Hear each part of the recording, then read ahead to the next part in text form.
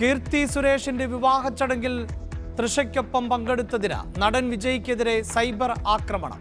ഭാര്യ സംഗീതയുടെ പേരിൽ justice for Sangeetha hashtag. പ്രളയമേഖലകളിൽ പോകാതെ താരം വിവാഹ ചടങ്ങുകളിൽ പങ്കെടുക്കുന്നുവെന്ന് DMK.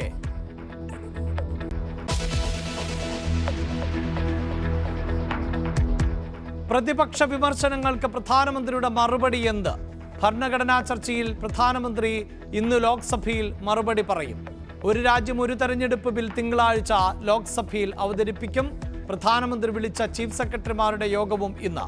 ഡൽഹിയിൽ ബജറ്റിന് മുന്നോടിയായി വളർച്ചയ്ക്കുള്ള അജണ്ട തയ്യാറാക്കൽ ലക്ഷ്യം.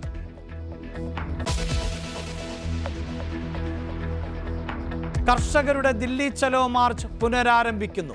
മാർച്ച് തടയാൻ വൻ സന്നാഹങ്ങളുമായി പോലീസ്. അംബാലയിൽ ഇന്റർനെറ്റ് നിരോധിച്ചു.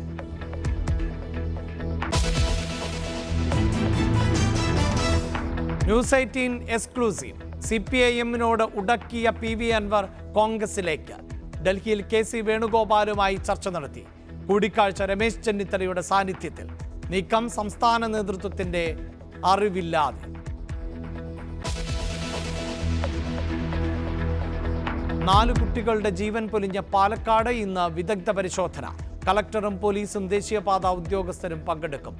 അപകട സ്ഥലത്തേക്ക് മന്ത്രി ഗണേഷ് കുമാർ.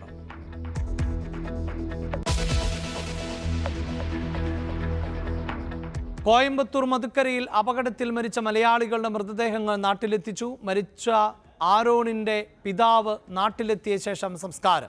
മൃതദേഹങ്ങൾ പുഷ്പഗിരി ആശുപത്രി മോർച്ചറിയിൽ.